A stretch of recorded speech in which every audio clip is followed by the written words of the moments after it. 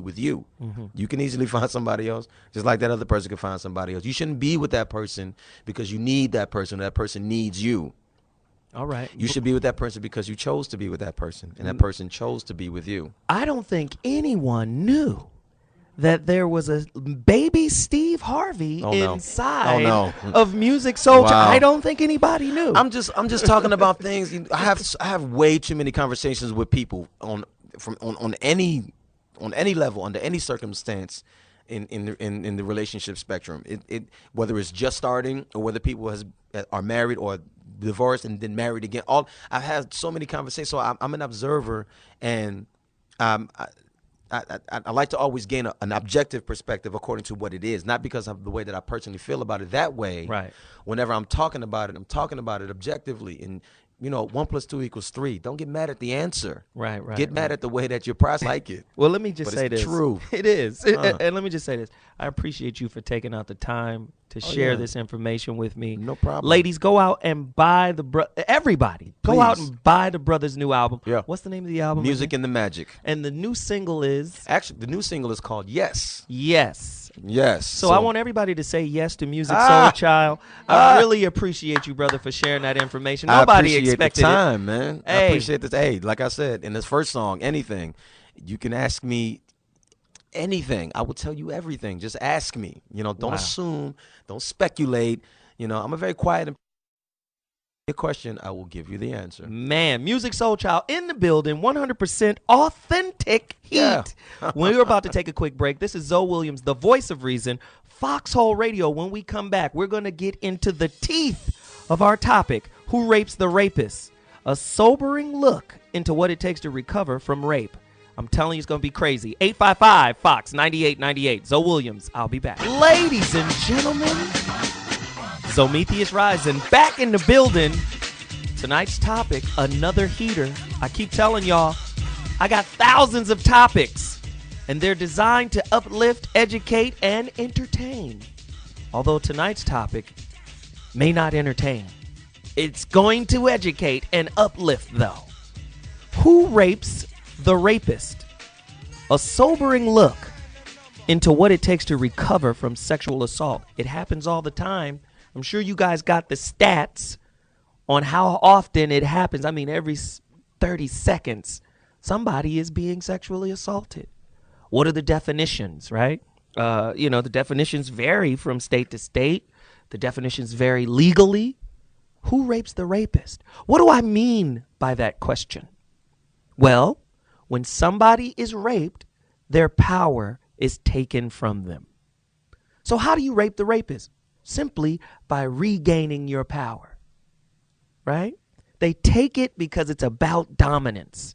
I want to hear your stories. Guess what? This is a platform for you to talk tonight.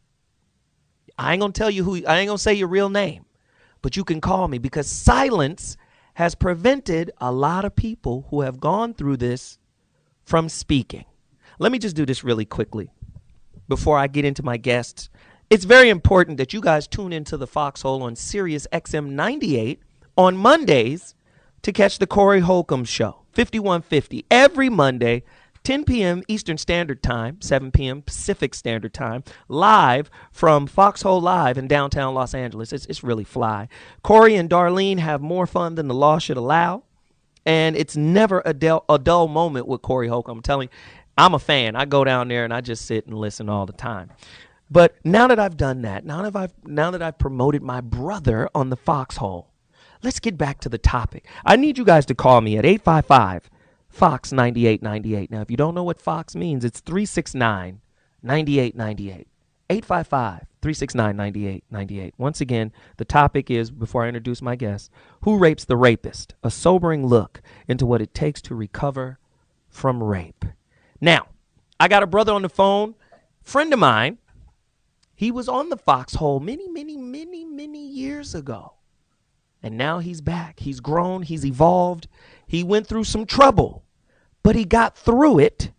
And the reason why I'm having him back on the show is because his story relates to our topic tonight, because there is a nuance of rape that is seldom spoken of, but yet is on the rise.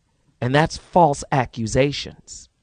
Ladies and gentlemen, without further ado, my friend, the young gun of comedy, Clayton Thomas, is in the building. What's up, Clayton?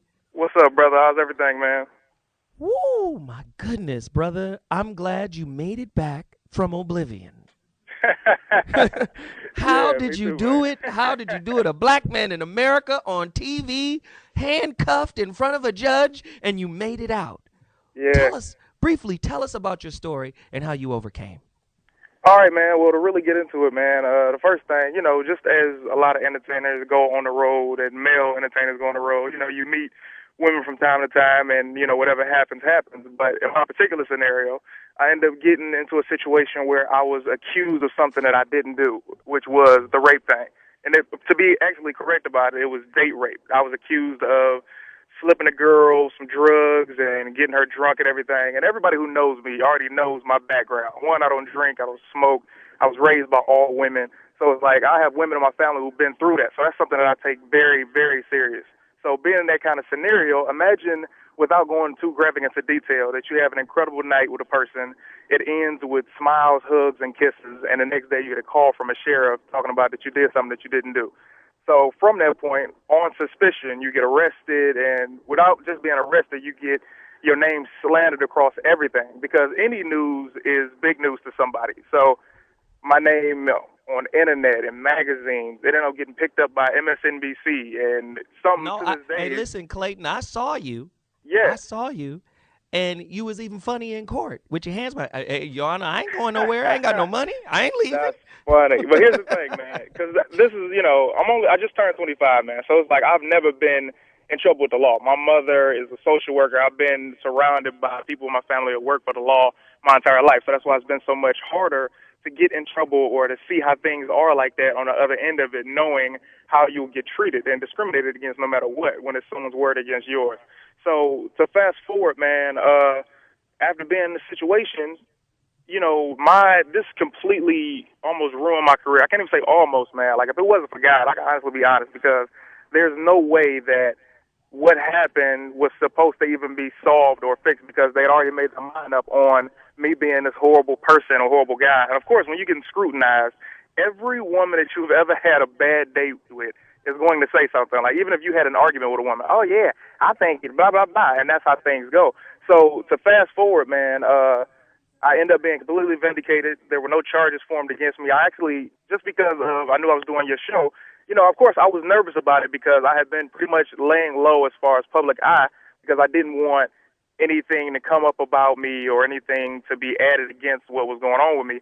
So I actually swallowed my pride, man, and fear, and checked out what was going on. And I talked to the prosecutor, and the prosecutor ended up emailing me some information on why charges couldn't be filed. And he basically sent me the email, said insufficient evidence to prove that this ever took place or that there was anything in her system from you or anything of that nature. So it completely vindicated me, but at the same time, this bad word about my name is still out. It's still, when you search my name on the internet, this comes up.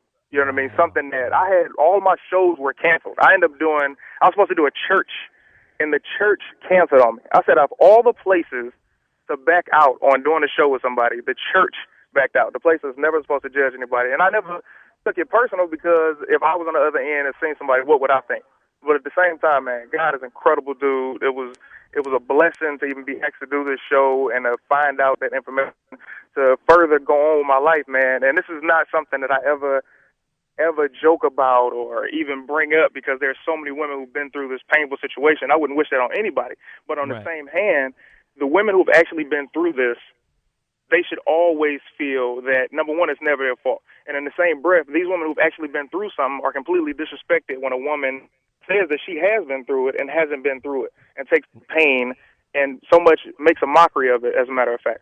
Wow, and that's pretty much the entire thing, man. And it's just been, like, I just want to thank the comedians, the Foxxhole, man, everybody that believed in me and still believe in me and stuck by my side. When things got rough, everybody believed and knew what kind of person I was and knew what they heard was BS. And I just appreciate it, Clayton, you know, because I called you immediately when I heard. But let me just say, Clayton, I know you got crazy material right now from this whole story. I know this has inspired you to write some material.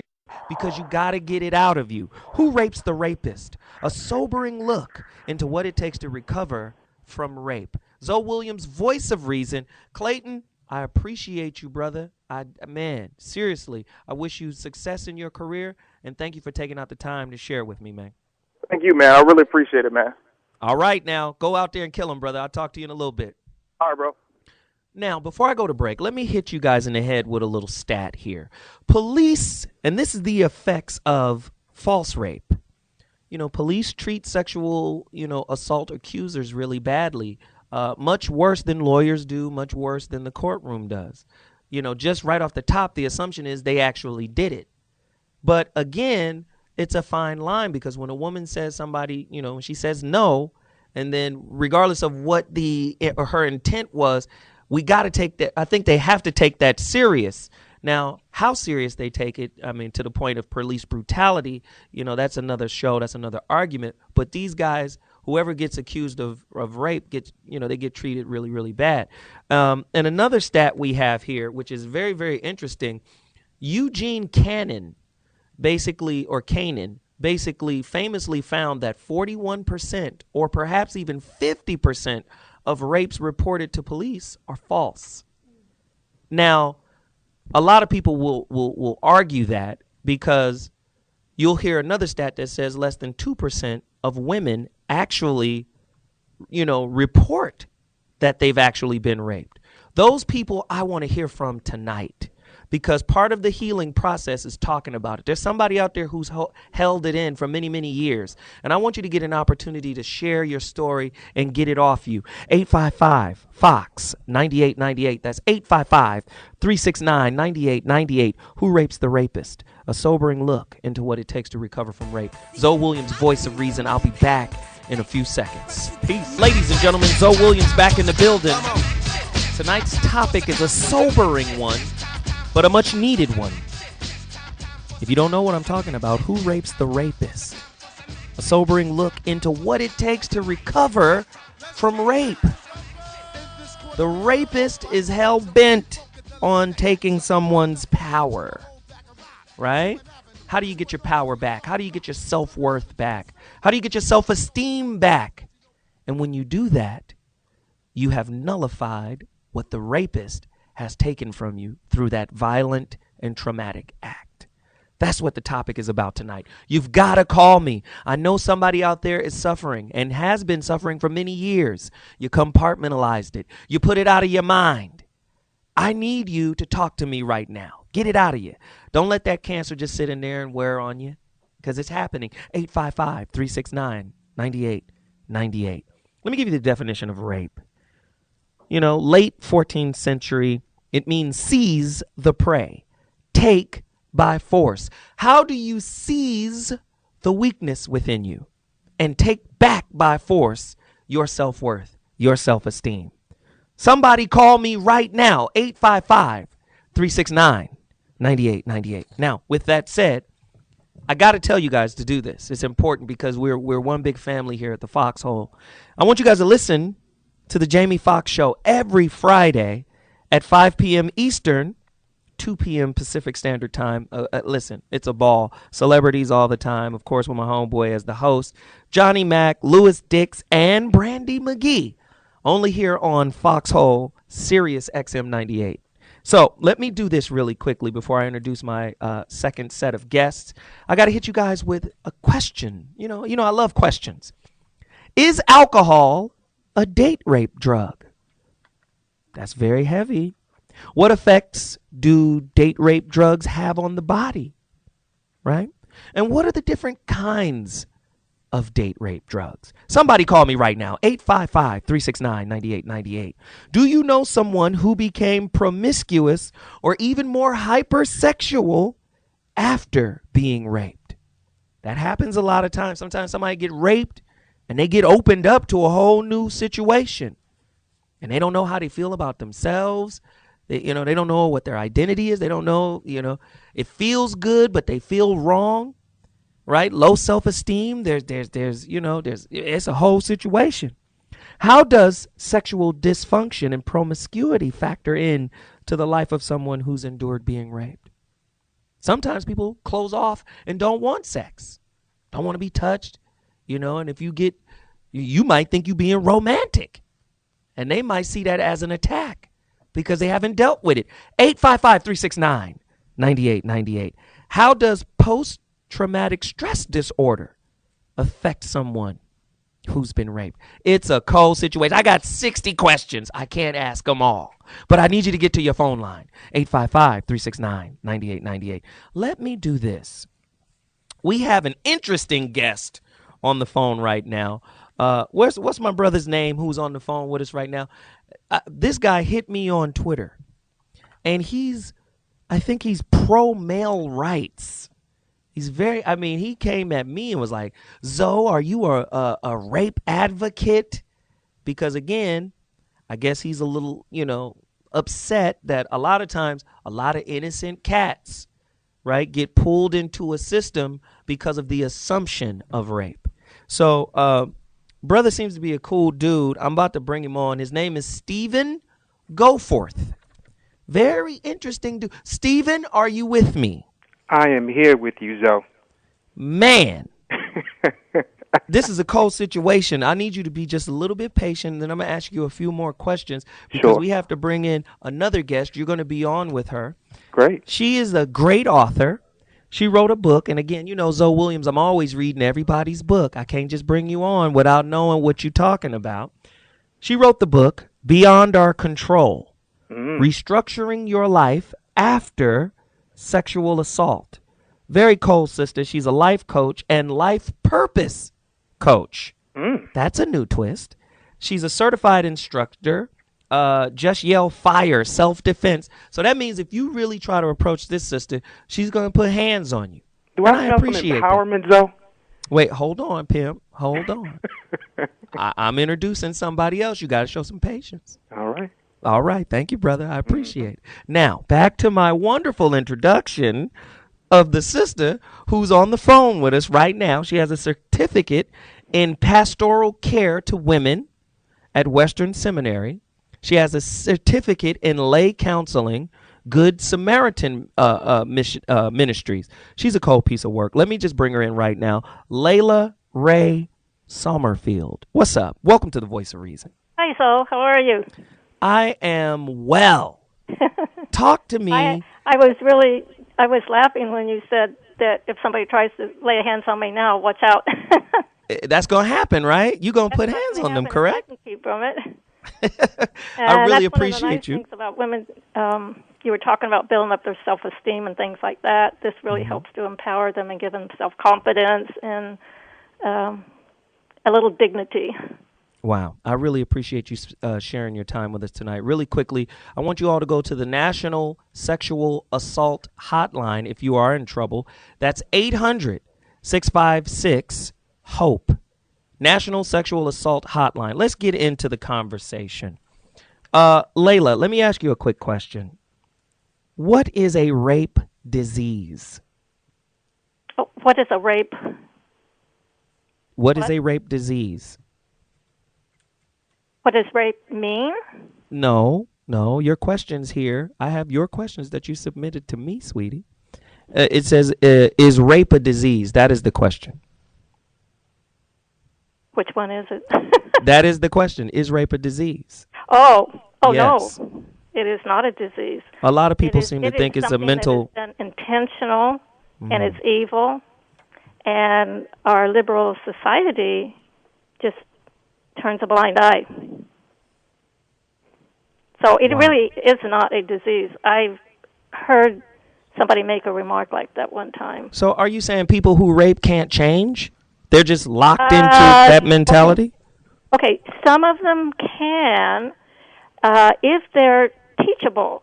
But, you have 4 types of men who rape. Or we'll talk about men for now. Women rape also. But you have the power reassurance,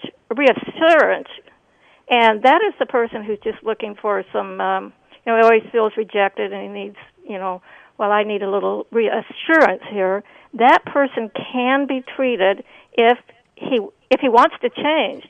But the rest of them, you have the anger assertive person. That's a little marginal. He maybe could change.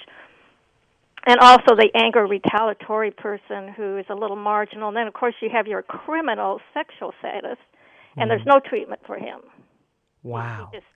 He's That's very interesting. Stephen, Yes, let me ask you, Stephen, because I know you're pro man on this. Stephen is very pro man. I am. I'm pro male, and it's not because I have a preference though.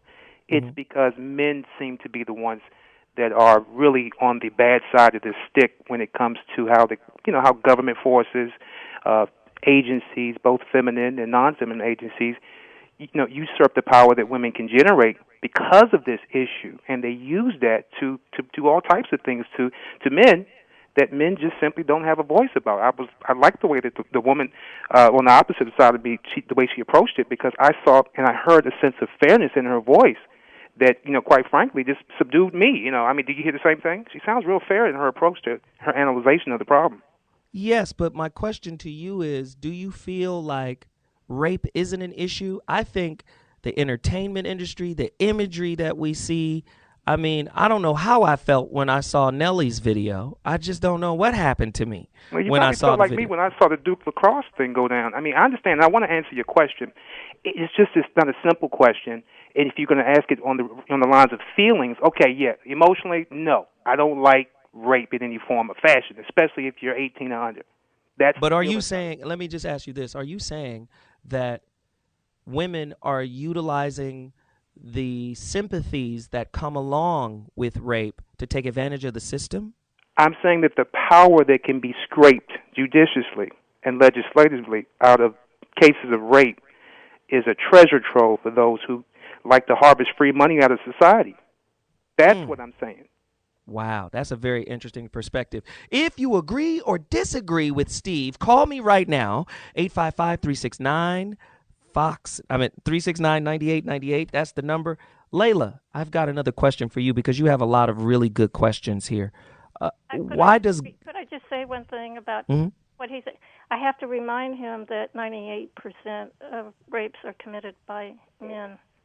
98% of rapes are committed by men. That means only 2% of women are actually raping people. That's a cold situation. But doesn't make it any less of a case of rape, regardless of the numbers. And that's kind of like what I'm talking about, is that people point to numbers as a cause to action for preferences of one over the other. And it's not. If you get murdered, let's say you're an adult and you get murdered by a child, how many children actually kill adults? It doesn't matter. You're dead. Statistics won't bring you back. Wow. So you're saying the statistics are being manipulated to make a point. Statistics generate emotions towards the whole thing. And in society, when we walk out, people have a tendency to trust men less than they do women. Wow. Listen to that. Ladies and gentlemen, let me just do this really quickly. I got some stats. 1 out of every 6 American women has been the victim of an attempted or completed rape in their lifetime. 14.8%, right? Completed rape, 2.8% attempted rape. 17.7 million American women have been victims of attempted or completed rape. 9 out of every 10 rape victims were female in 2003. That's 90%. While 80% of all victims are white, minorities are somewhat more likely to be attacked. Come on, man. Where the statistics are we manipulating the numbers? I think that statistically, you have to take a look at that whole matrix. And if you look at places where sexuality is uninhibited, where they have the right to pursue possibly businesses that encompass sex and gratification that way, you would probably find the statistics are a lot less. Wow. Ladies and gentlemen, you're listening to ZoWilliams, the voice of reason on Foxxhole Radio, Sirius XM 98. Tonight's topic, who rapes the rapist? A sobering look into how to overcome the process of overcoming. You see what I'm saying? The effects of rape. It's a cold question. It's a cold situation. It's tough. We've got great guests, Steve Gohart and of course, Layla Ray. Go forth. Go forth. Go forth and bring me information. I appreciate it. What we're going to do now is we're going to take a couple of callers. Are you guys cool with that? Mm-hmm. Yep. That's good. All right. Let's do this. And like I said earlier in the show, it's very important that for the people out there that are listening, this is a platform for you to share what's on your heart. Because a lot of times that muted voice, that embarrassment and that shame and that self-loathing that comes with being attacked prevents you from talking. I'm not going to tell you nobody who you really are. Right now, you can be anonymous and get it off your chest. We're going to callers right now. James from Texas. Let me hear what you have to say, brother. Yo, what up, Joey? What up, man? Hey, what's happening, Mike? I'm good. Hey, man, I'm on both sides of the coin right now. I was actually raped when I was younger by three of my cousins. They were about 8 years older than me. But in my eyes as a young man, I didn't see it as being, rape. I thought it was just a rite of passage as a man. Wow. So male or female? They were female. Okay, just wanted to clear that up. Right. They were female, not male. So I just took that as a rite of passage. So I never said anything, and I went on and grew up. So when I got out of high school, going into college, me and a couple of guys, we celebrated going into college. Got caught up in the rape with a couple of more guys, and at first it was filed as a rape, but then it was filed as sexual assault because only two guys had sex with her. So the sexual assault was put on us so that it can encompass everything, meaning that we were accomplishing. So I got 10 years probation for that, did my time. Now, you had two rapes the rapist. I feel like society rapes the rapist. Now, I didn't have to fight. I own my own truck now. I'm a businessman. But I don't have to fight. I mean, tooth and nail every day. You know what I'm saying? Just to try to prove myself over and over again. Let me ask you this really quickly, James. Are you registered as a sex offender? Yes, I am. Yes, I am. I register every year as a sex offender. I have a 2-story home. I do everything I'm supposed to do. They come by my house like every 90 days. And I mean, for the last 15 years, it's been going on. Wow. His transparency is wonderful. His transparency is good. That's good that he's that transparent. That's strong. You see what I'm saying? So, I mean, for those who go through the system and go through that, even the victims, I had a cousin that was raped. I mean, like Clayton was saying, my family, I was raised with a drove of women, and I respect women to the utmost, but it's just that I got caught up with more. My mom always said, don't let me catch you with more than one friend. That night, I was caught with 7. So guess what? I was an accomplice to what they wanted to do. You'll never get sympathy for that either, James, through society. Society will always pat you in the back for going through that experience. So you're pretty much cornered into it as a memory, not an experience you can use to empower some other passion you have or get money. Wow. But guess what? I'm not looking for sympathy because guess what? I broke a rule that my mom told me about. Mm-hmm. Wow. Hey, let me just do this really quickly because we got to keep moving through the callers. My friend, Steven, I know you want to participate. Just hold tight. I'm going to get back to you, my friend. I really appreciate you being on the show. Fall easy. Let's go back to the callers. Iceberg, New York. Let's hear it. So, I'm a little, this is kind of deep for me because when I was 14, I was accused of rape, not by the female, but her mother. And when I tell you my life was a living hell, I mean, when we went in that courtroom, me and my buddies, we started out at $150,000 bail. There's people that murder that don't get them kind of bails. You dig what I'm saying? Mm-hmm. And it was just terrible because, I was 14, she was 17. We done had mad sexual encounters before. But see, her mother never knew. And it taught me a valuable lesson because me and some of my boys was into running trains like 3 girls having orgies. But when that situation happened, I have never shared, been in the room. It got to be one-on-one because, when I tell you that white society does not understand a loose girl in a community, it was crazy, man.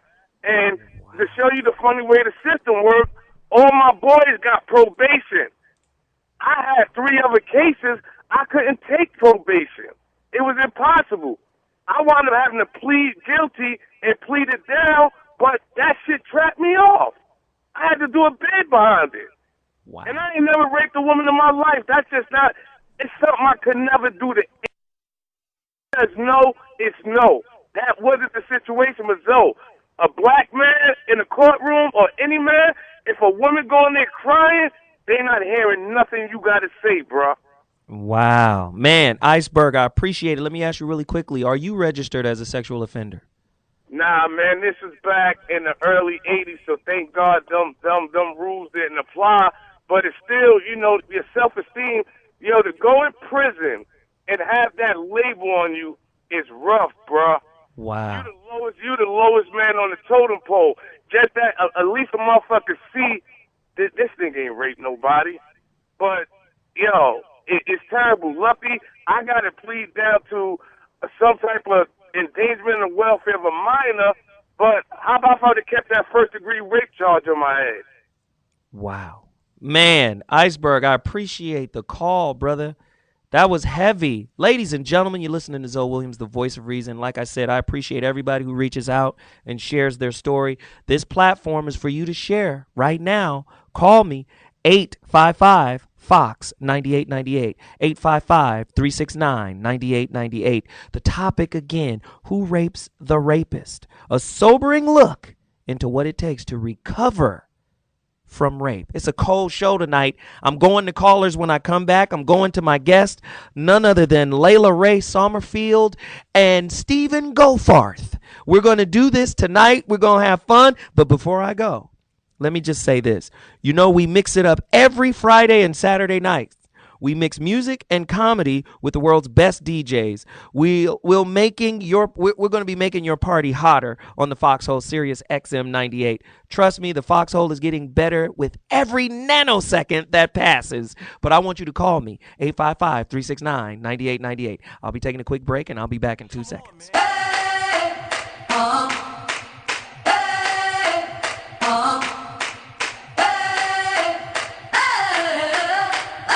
I'm living in that 21st century, doing something mean to it. Do it better than anybody you ever seen. Do it. Screams from Ladies and gentlemen, ZoWilliams back in the building. ZoMethi is rising.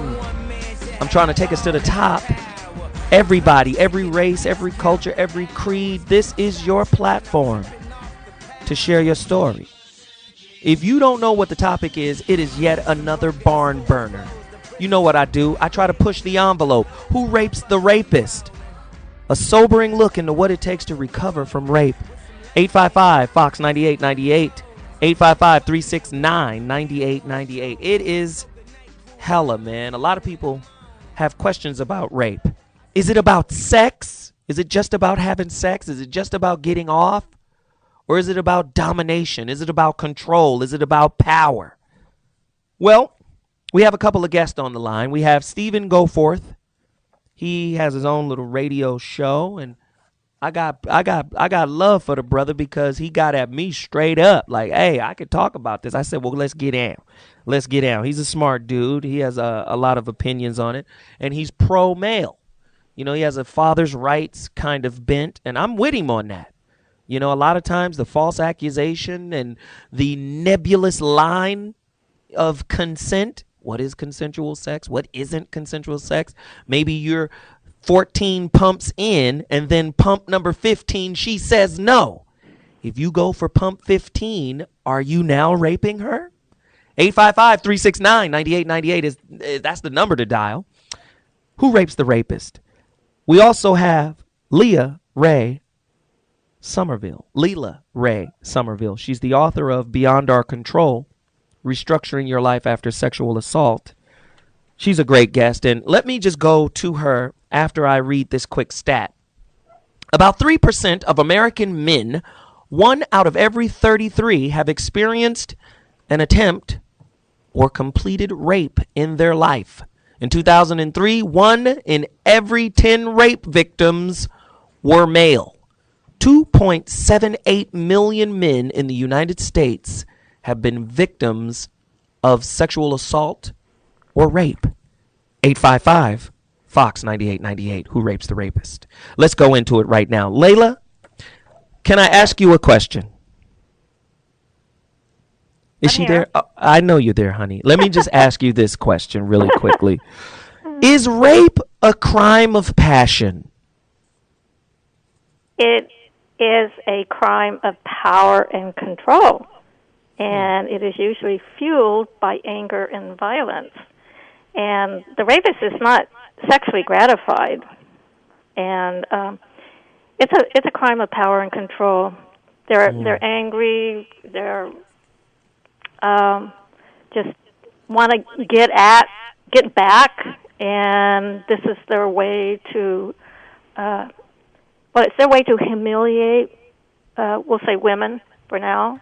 So let me ask you. Let me ask you. I hate to interrupt because you're giving me such valuable information.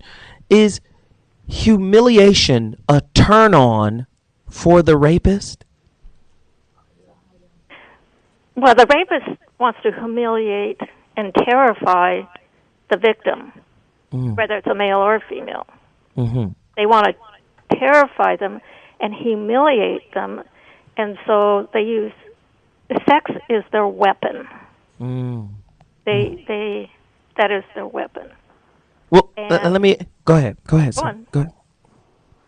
So sex is their weapon is just a very powerful statement, and I also want to ask, for the person out there who has been raped, what about when they say, why God? What about when they question God? Why does God allow rape to happen? And I'm asking you that question for the person who might be asking themselves that question. Mm-hmm. Well, we live in a world that is fueled by evil, and God does not go in and change something or prevent it because we all have free will. He has given us free will, and our free will is to make a choice. Mm-hmm. And if somebody makes a choice to do something evil, then that happens. So it's a world that is fueled by evil, and we all have choices to make, and the only thing that keeps you, a perpetrator, and me from being a perpetrator is called resistance. Can I ask another question? Mm-hmm. How do you know that there is no sexual gratification for the rapist? How there is any what? Sexual gratification for the rapist. Well, because that isn't what it is about. In fact, many times a rapist will attempt to penetrate a woman and can't. Wow. Let me just say, that is so true. I have a story. I was on the campus of UCLA 2 days ago. A friend of mine who went to high school with me is now a student there. I'm not going to say her name. I'm not going to put her out. Mm-hmm. But basically, she tells me when she finds out about my story that she was raped twice. Mm-hmm. And not only was she raped twice, at one point, she was raped at gunpoint. And they were both by people who she knew. So that's another section, acquaintance rape versus stranger rape. But she said in both cases, both guys who raped her couldn't get a hard-on. Mm-hmm. That's right. Wow, that's a cold. Thank you, Layla Ray Sommerfeld, for that. I know that's a story heavy. About that, too, and this is warning to women or boys. If your perpetrator cannot get a hard-on, do not make fun of him. Do not insult his manhood. It cost one girl her life. She laughed at him, and he said when she laughed at him, he flew into a rage and he killed her. Wow. This is a documented story in Washington, the state of Washington. Wow. Now, let me do this. Stephen, go forth. Let's go for the opposite side of the story. What about consent? Right? Why is consent so nebulous? Well, that's pretty good. So you're throwing a $20 word at me, and I think I can handle it with my little show. Exactly. Exactly. That's why you're here. Well, I tell you what, consent it's a very iffy thing because consent, it's not just the thing that happens at the very end of the evening where you believe that some romance is about to take place. Consent, as far as the man is concerned, it starts with the acceptance of him upon his approach to the woman when he first meets her. Because we all know a woman has preference. She can choose to acknowledge you or not. So consent for a man is a long, drawn-out process with a lot of signals mixed in along the way. Mm-hmm.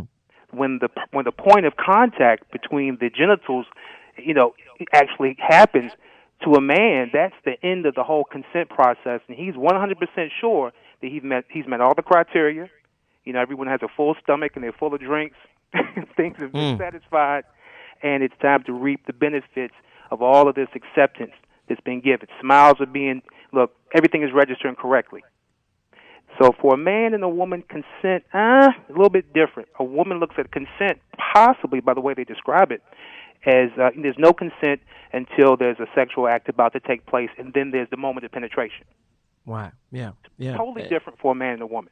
Right, and it's pretty interesting. Callers, I'm coming to you. Here's a little stat. The highest courts of the 7 states, including Connecticut, Kansas, they have ruled that a woman may withdraw her consent at any time.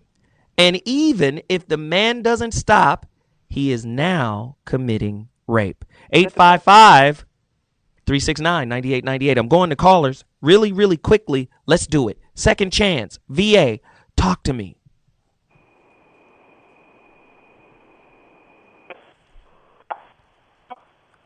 Yeah, sounds like Boost Mobile. Talk to me, VA. Second chance. Are you there? Can you do it? I'm going to have to roll. Cam, New York. Let's do it. What's going on, man?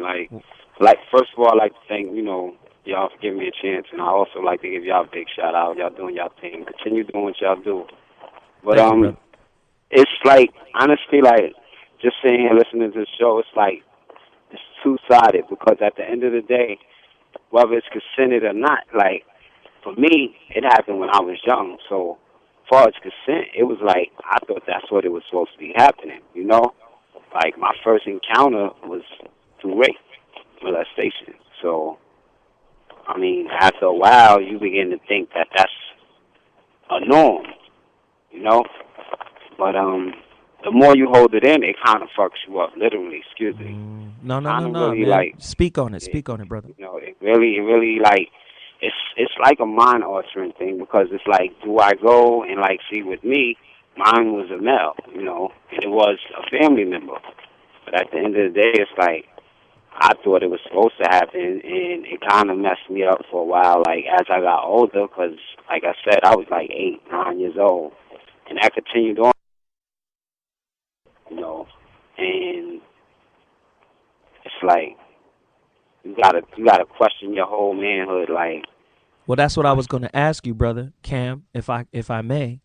I was going to ask you, were you confused about your sexual identity after this happened to you? For a long time. And so how did you regain, your yourself? How did you find yourself after that? How did you say, you know what? I like women, or I love. How did you just come out of it? Because I know it's difficult, but how did you write your shit? It was hard, and it's still like, it's still a point we go through as a person, because it's like, well, damn, I've been going through, and like, it's sad to say, if something feels good, you think it's right. You understand? So it's like, well, me being the type of person I am, like, I'm very street. So it's like, I had to put up a facade, whether, if you want to look at it as a facade, but like, it's to force yourself to believe, like, that ain't right, And let me see, it's like crazy, because it's hard to explain, but like, when it comes to women, like, I am, like, but like, sometimes I might find myself like looking at a man, like, you understand what I'm saying? And you have to question yourself every day. And another thing I want to speak on, like, y'all say it's just a lot of the men doing it, but like, it happens with the women. It's just with the women, but it's just not reported. You understand what I'm saying? No, I got you, brother. I got you. Yeah. So like, everybody goes on what the statistics are saying, but like, statistics is one thing, but like, knowing is the, knowing right. is The experience, most. the reality is the real. Man, right. Cam, can I just say this, brother? I appreciate you being so candid and so open. Thank you for listening to the show. Call me anytime, brother. Reach out. Let us know how you doing. I appreciate that. Caller from New York, Cam. And he opens up a great question here. Is it harder for men to deal with, or cope with rape than it is for a woman? That's a perplexing kind of question. But let me just go to my man Stephen Goforth and just say, hey, brother, I really appreciate you for, sharing your knowledge and your information. You have a show, and I'm sure it's a pretty great show. Tell us about your show and what you do and where people can find you. Well, it's called the Stephen Goforth Show, and it's all internet. It's internet only, and I have a group of private listeners that I pull from my Facebook interactions, and I've gathered a pretty good amount of members who actually interact with me on conservative topics. I'm a black conservative, and I believe that conservatism in the African American community is the ultimate answer to what we're suffering from, just like with the last gentleman that just spoke.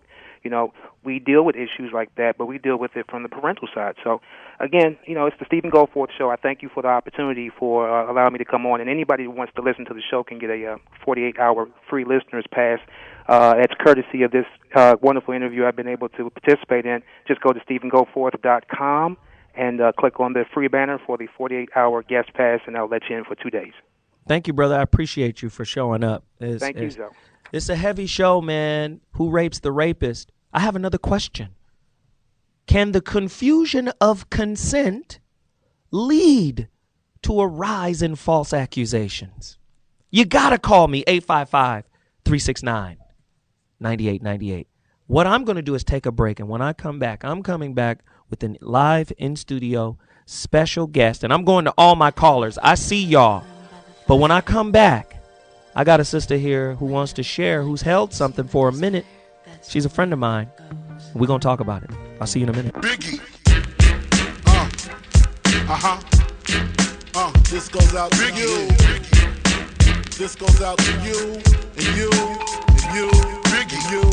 Ladies and gentlemen, I'm trying to kick in the door and get you to pour out all of the difficulties you've been holding on to.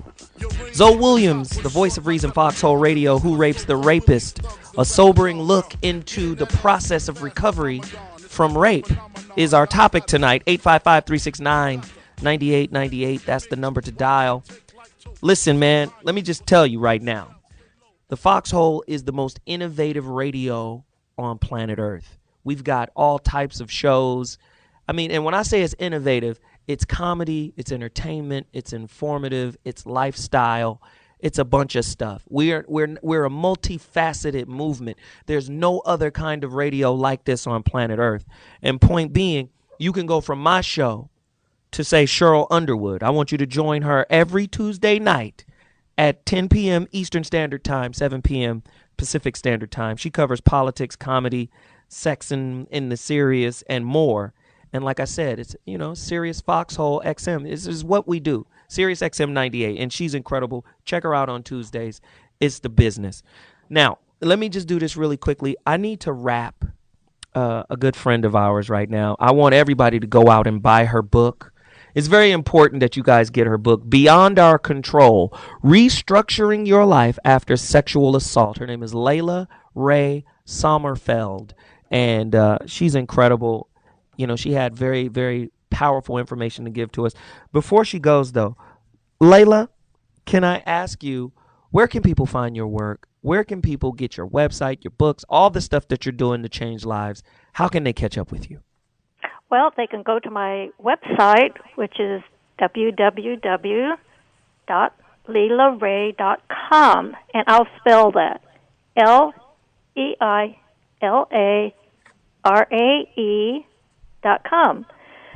If they forget, they can go to Amazon, click in the book, Beyond Our Control, and make sure that they get the second edition by Kregel, Kregel. That's the updated book. Or they can go to their local bookstore, give them the information, and they will order it for them, which they might like to do because then they're not going to pay shipping charges. And the book is $13.95.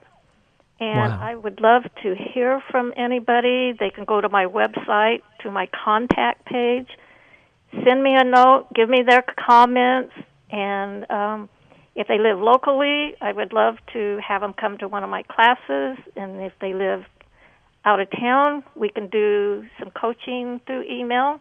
So really quickly, can I ask you this? Can you give a person out there who is suffering right now 3 tips to move forward in reforming their lives, recovering themselves? How do they do it? 3 tips before you go. Okay, one tip is they need to talk to somebody. They need to talk. When we hold this all in, it just festers, and the anger and the bitterness and everything just stays inside.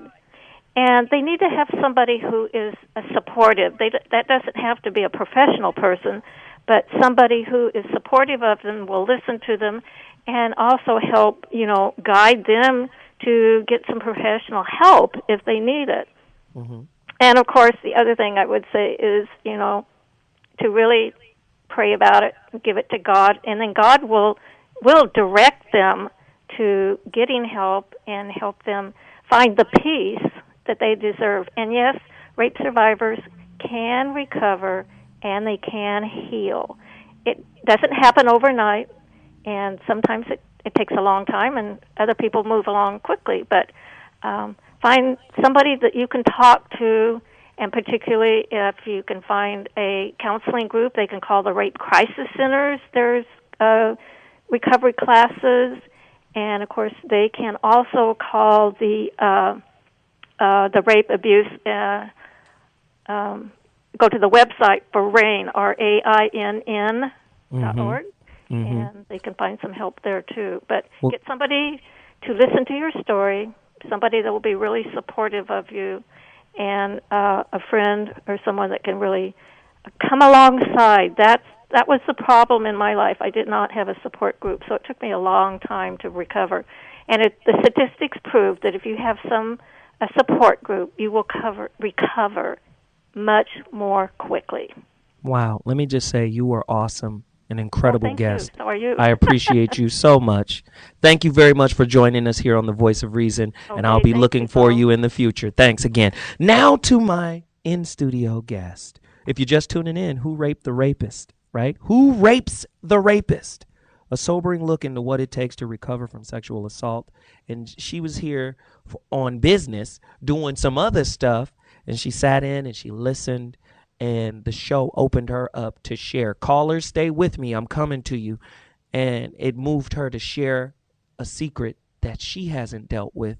Well, she's gotten past it, but she hasn't, given out that secret to anybody. So this is somewhat of an exclusive, and I'm humbled by her, her bravery to share this, Ladies and gentlemen, without further ado, and not planned, my good friend, Brandi McGee. Hi, Zo. From the Foxxhole Fridays. Wow. Hello, Zo. Hey. Damn. You about to make me tear up in this piece. No, you don't have to do that, but if you do, I've got Kleenex. Okay, thank you. So talk to me. What happened? Okay, so for all of you listeners out there, hi everybody. I was actually, like Zo said, I was in here on some completely other business and just decided to listen into this show and found out that this is a topic that hits very close to home to me, to the point where this is something that I have never spoken to my family about ever in life. And I asked Zo if he thought that I should share.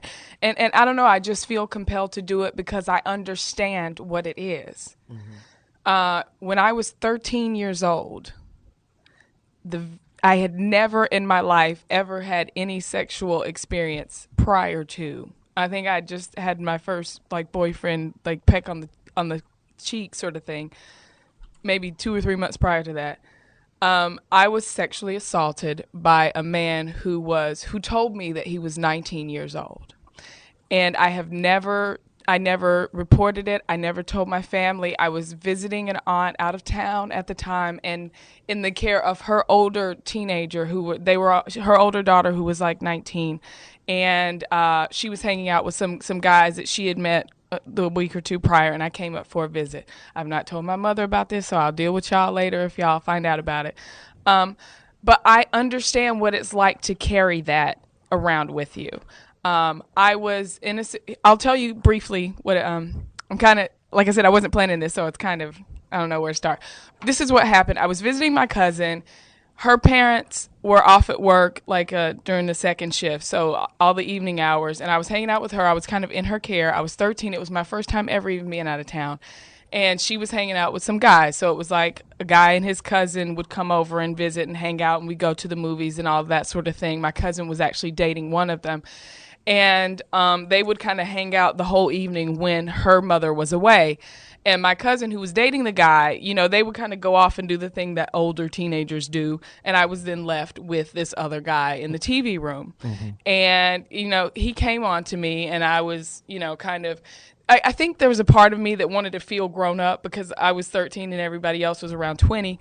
But at the same time, I was 13 and I, you know, didn't have any sexual experience. So he kind of came on to me, and it got uncomfortable. And I told him, you know, that I had, I don't want to do this, you know, and he was like, well, you know, he kept trying to be convincing and trying to do everything that was kind of, you know, sitting, putting his arm around me, and it became very uncomfortable. But not having experience with men at all, I don't know how to handle this. Mm-hmm. So he kept, you know, everything he would do would kind of push forward. I had on a very long, like, dress at the time, I think, and he kept trying to pull it up, and I told him that, you know, I don't want to do this, and he everything he did kept going. Now, it wasn't a violent rape, and I think that was probably number one reason why I felt like that whatever happened in that room was my fault. But the thing I'll say is that even if I had laid there and spread my legs open wide and said, give it to me, I was 13 and he was 19. So if nothing else, it was definitely a statutory rape. But the first thing I dealt with was the fact that I felt like because I wasn't clocked over the head and beaten, that it took a while for me to even understand that I was indeed raped. He kept pushing forward and pushing forward. I tried to tell him no, to the point where I even told him, you know, I've never done this before. Because once it got to the point where I don't know how to get out of this, I was like, well, maybe if I tell him that, you know, I've never done this before, it will make him back down, you know, foolish, you know, a kid thinking. That actually made him go more aggressively. So eventually he kept forcing himself on me to the point where I just didn't know how to not make it happen anymore. I didn't know. So I never consented to it. I just stopped saying no because he wouldn't stop moving forward. Wow. And so all of this happened while my cousin was off in another room. She came back, you know, at the end of the night, we all got back together. I think she knew that something went down, but I think that she thought that it was something that I had consented to. And I was afraid to say anything. I thought that if I tell my mother, they're going to say that you were being grown, you know, you were being fast, and it was my fault. This happened for the next 3 days in a row. Over and over again. And I would go, when they left, I would go into the shower and I was crying because I did not know what to do. And I knew that I was going to be left alone with this guy again, and the same thing was going to happen over and over and over again. And I think on the third day, it was just like there was this overwhelming feeling of, I cannot let this happen. I don't want this. And by the third day, we actually got into a physical altercation because at that point, like my sense of self-worth was like, hold on. So I got to let somebody know that I don't want this. So that by then we got into a fight, which of course the other two thought was kind of like a lover's quarrel. Because in their mind, they're thinking that, oh, I'm just kicking it with him. But I'm thinking, oh my God, like, help me. Please don't leave me with this guy again. Right. So, all of that went down, and after that, it was like it became like I wouldn't deal with the guy again. It was like there was some strength that came out from inside of me that said, you know, you got to do something. So I dealt with this internally in the following years after that. Fortunately for me, I want everybody to know that this isn't a victim thing. I don't want any sympathy. This is not why I'm telling you this. I'm telling you this because I understand what it's like to carry that. I understand what it's like to not want everybody to think it was your fault. I understand to think because you weren't, you know, black-eyed and bloodied and beaten and bruised that you consented to it. You know, I want you guys to know that just, you know, that person was doing something wrong. I had to learn, and it took, I mean, I wrote in a journal when I was a kid. It took really kind of a lot of self-reflection and years to kind of come to terms with it and deal with it on my own. But even up until this day, up until this very moment, I've never spoken that to the aunt that I was visiting at the time. I never really explained to my cousin that was kind of essentially sort of babysitting me, or we were hanging out. I never explained to her that all of those things didn't happen because I wanted them to. I've never even told my mother about this because I was so afraid of it being turned in on me. And what happened after that is that because of that, so that feeling of helplessness, that feeling of this guy's going to come in and I know what he's going to do and I know I'm not going to want it, and I didn't like that feeling. So after that day when I was finally able to actually physically fight and get him away from me, I still buried it, but I became, I would say, rebellious against it in terms of, from that point on, I never wanted to feel like sex and sexuality dominated me and who I was. I always wanted to have mastery over myself, over my sexuality, over my ability, and how it went. And I think in a way, I mean, before then, I was the little girl who was gonna, I was waiting for Prince Charming. I was never gonna have sex until I was married. Made you a realist. And all of a sudden, after that, it was like, I think the very next time when I was a teenager that I had consensual sex, I did it because I'm not a virgin anymore. What else am I holding on to? Wow. Ladies and gentlemen, if Brandi McGee's story is your story, call us right now. 855-369-9898. I've got to take a break. I've got to hear some music.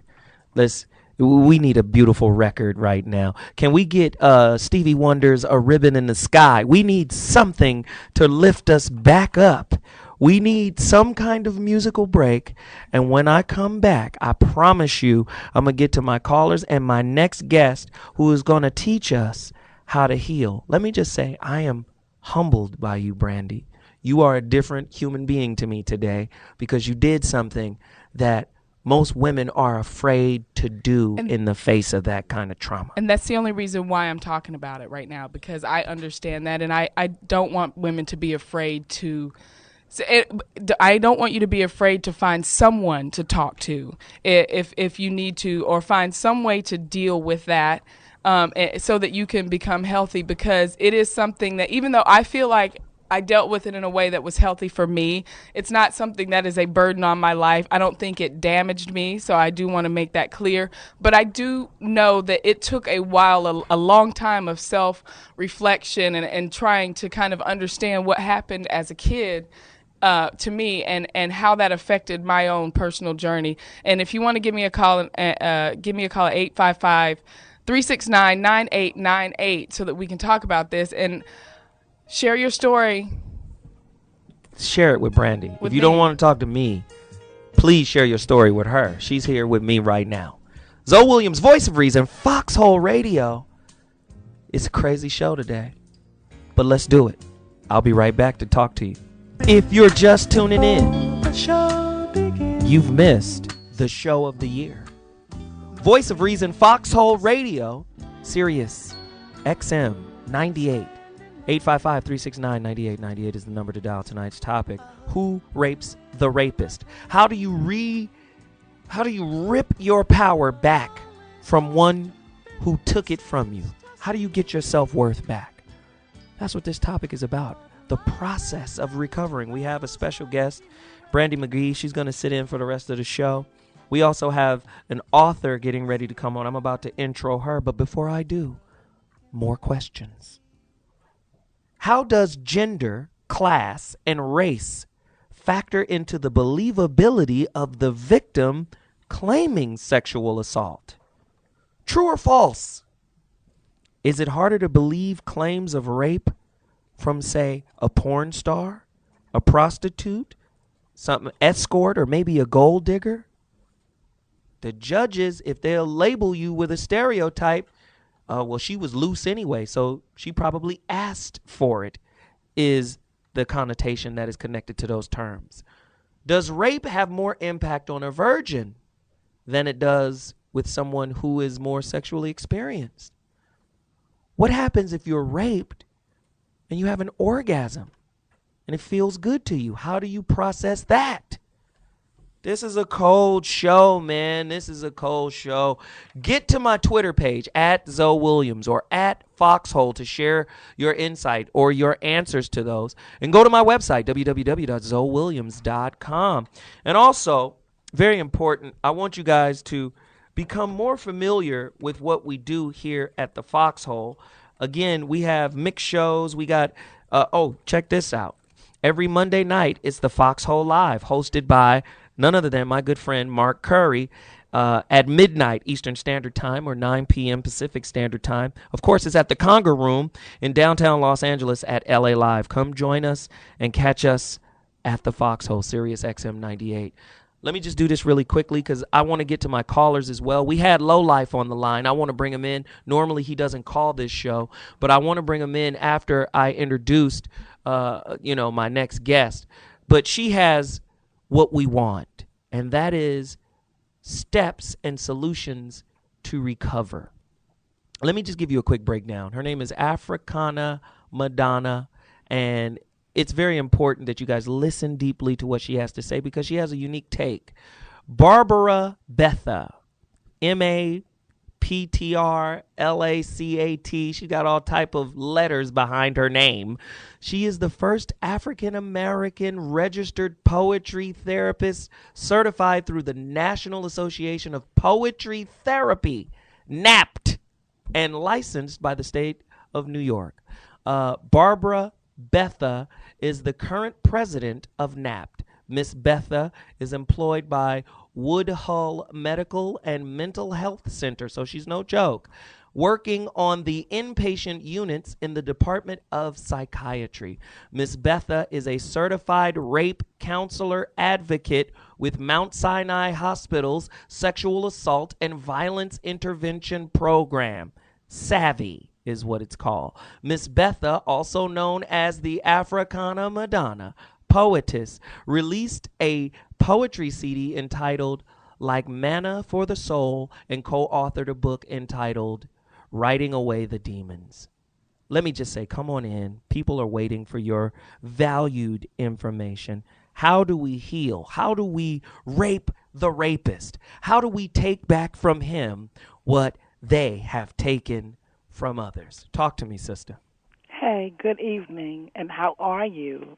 Thank you, sister. Excellent, and I thank you. I'm humbly honored, for all of that announcement, but I want to speak back also to the sister that opened up so openly and so honestly and freely to give her testimony spontaneously to the listeners. And also, as I was listening, that's the beginning of the healing, when we can confront the violation that has taken place in our lives and give our words wings to fly on.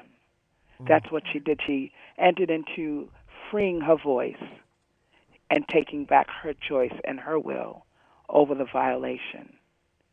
And that's basically what poetry therapy is about. It's about you taking the choice, you choosing to live beyond what the perpetrator has perpetrated over your life. Thank you so much. I want to jump in there and is it Bethea? Bethea, yes. Oddly enough, and like I said, I didn't have anyone to coach me, but just naturally the only place that I could turn to as a teenager, not being comfortable talking to anybody about it, was I had a journal that I would write in. And so that's the first thing that I did. I started journaling about the experience and what it was to me and how I was afraid. So I'm wondering, what is your poetry therapy and how is that used? And is that related to, the way, because I think the first step that for me to recovery was just being able to write it down since I didn't feel like I could talk to anybody. Absolutely. And that is one of the ways that people use poetry, or the poetry therapy process. It's basically written and spoken word for healing and personal growth. And using journaling, using lyrics. Ribbon in the Sky is one of my favorite pieces by Stephen Stevie Wonder, but using lyrics, using words, using whatever literary genre you can use. It's not just poetry. So when you use the journal, that was your vehicle for releasing the overwhelming feelings and the memories that were mounting up, and that you breaking the silence. You broke the silence. And that rather than hold it in, a lot of times that when survivors have gone through a traumatic experience, you'll find a lot of people go to substance abuse. They become cutters, or they also can become perpetrators themselves. You know, and so here you chose a positive venue, and this is not about judgment, but this is a way that you took had an opportunity to use writing as a healing source. And that's basically what poetry therapy is. So, Miss Madonna, yes, Africana Madonna. Yeah. Yes. Can we open up the phone lines and can we help some people tonight? Absolutely. Hey, I appreciate it. Second Chance from VA. Tell me what's on your mind. Yes, sir. I called a couple weeks ago when we were talking about gays in the church, and I kind of told you about my story about being molested as a child at the age of 8. I think the way that you can break the rapist is get back your righteous mind. And what I mean by that is regain control of yourself and your being. I wanted to give the gentleman who called after my call got dropped, I want to tell him what happened to me. As far as I used to wake up at night feeling like my genital areas had been messed with. It took me till I was in my 20s to talk to the people who I cared most in life, kind of like the lady who just gave her testimony. It takes time, and it takes God to deal with you, because the way God dealt with me was, He told me the devil cannot come at you and harm you with anything that does not bother you. That's where the verse comes from, no weapon formed against me shall prosper. Mm-hmm. So if you don't allow it to become a weapon in your life, and you take the weapon away from the rapist by the actual affirmation of being raped and him taking something away from you, the sooner that you can get that back. I want to give the men who have called props for calling and letting this stuff out, because just like I do, most black men aren't into opening up. And right. Every caller you've had tonight has been men. And right. That's a great thing, but I want women to know that there are men out there that understand that, because I was raised by all women. And my mom, I have nothing but respect for my mother. There's two people I fear. That's Mama and Jesus Christ. Mm-hmm. So it's just one of those things. A lot of men these days have lost their center, because I can't say that I had a center because I didn't have a man in my life. I had my grandfather, but he was a pop of a Rolling Stone. Wow. So, but I had my mother in my life to show me what a woman was. Mm-hmm. A woman is soft. A woman is gentle. A woman can be caring. She can be tough. She can be rugged. But at the same time, men have lost. They have no idea what a woman's purpose is. Why God put a woman on this earth. No. Go ahead, Second Chance. I mean, you putting it out there right now. You laying it all on the line. Go ahead. So they end up destroying the very fabric of a woman by taking away the one thing that God gave us, which was a woman. A woman was supposed to be a man's comforter from the very beginning. And by raping her, you're taking that very fabric that God gave you and destroying it. Man, can I just say the Second Chance? Thank you for calling, brother. It took you 2 times to get through, but you got through, brother, and I appreciate all of the information you're sharing right now. We got to move. Eddie, Texas, talk to me. How you doing, man? I want to get away from the intentional rapist, the guy who's just a freak, a perv, or whatever, who rape women just outright. Let's shy away from the taking advantage of a little kid. You know, the young lady, her story about being 13, taking advantage of by a 19-year-old. That was all him. That wasn't her. I mean, let's be realistic. You know it's dead wrong when you touch a 13-year-old kid. You're wrong. Right. I want to touch. Huh? Oh, I'm sorry. I didn't mean to interrupt, but that was one of the things that I had to learn to get over it, because the hardest thing for me was that I always initially thought it was my fault, and it was only in my maturity that I learned that that guy, like, he should have known better. But as a child, it was just, I thought it was my fault. Right. So I'm sorry. Go on. Well, no, go ahead, caller, and then I want to come back to Barbara, because I want to actually hear an example of the poetry therapy. But go ahead, sir. The topic I want to touch is the consensual dating. How men think at the end of the date that we're supposed to get something. If we buying the scrimps and the steaks, or hell, the Vienna sausages, at the end of the day we want something. Right. Where is that? Yes, it's okay. We're gonna do this at the end of the day, or hey, I'm not that type of girl. I mean, personally, I got 2 little girls. Personally, I mean, they're kids, they're 8 and 10, and they're not ready for that conversation. But I'm gonna give them keys to the car, $100. If you feel uncomfortable, go home, leave $100 on the table for the dinner. I'm out, because you ain't getting nothing tonight. You know what I mean? It's been a lot of situations where you are in a dating situation where, you know, you go through this whole process with all the smiles and the quote unquote consensual things are happening, where we're touching hands, we're doing this, we're doing that. My hormones start raging, your hormones not raging. Now I want to end the date, you know, on a sexual note, and you don't. And you know, some men go hard. Well, let's cover it, because you have several branching questions, and let's deal with it. And once again, I appreciate the call, but let's cover what you're saying. Here's the thing when it comes to relationships, and Barbara can help me with this. I think men have to change, you know, how we engage with women on a certain level. We should be evolving as people, but a lot of times we have a singular agenda. We might not even be really trying to get to know you as a person. We might just want, you know, to score that touchdown at the end of the day. But ultimately, we need to be able to approach these relationships from a different perspective, and women need to be able to gauge through intuition better the type of dude that they're dealing with. Barbara, talk to me about it. Absolutely. I concur with you in everything that you're saying. First of all, I believe and truly have recognized in our society today, given the mass entertainment that we see on videos and so forth, that women have been objectified. They have become just objects of sexual, just a sexual objectivity, and that what to sell a car, you've got a woman that's half naked on a car with a cowboy hat on. The videos and the young women that are on the videos, and you're talking about rap music that talks about screw or killer or smacker or beater or what have you. We've lost the sense and value of looking at women, looking at men, other than just sex objects.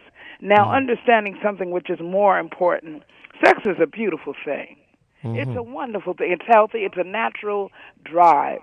It's a natural impulse. But what happens is that when it is now distorted and it becomes something in terms of that, this brother's comparing it to steak and shrimp dinner, there's something wrong there now. It has become twisted and out of control. Families, and it starts off, and I love when Steve Harvey talks about, and also Michael Basin, and I'm not trying to blow up commercial radio stations, and I don't listen to them all the time, but they have been indicative to say that it starts off in the home. It starts off with how you're socialized in your family of origin. The first woman that the first man or even a woman that a boy or girl meets is their mother and father. Now, how they're operating in their relationship then typifies what relationship looks like. Right. So we've gotten off of the healthy tip, and then, of course, then the other caller mentioned about spirituality. It's not a matter of religiosity, it's spirituality. Having a connection with self and something greater than. Exactly. So, Barbara, let me just do this really quickly. I love what you're on right now because we need this spiritual food and nourishment for our souls. But I got to take a quick break. And when I come back, We're going to cover the rest of it. Callers, hang on. The sister is cold-blooded. Brandi is here with me. Voice of Reason, ZoWilliams, Foxxhole Radio. Taking a quick break. I'll be back.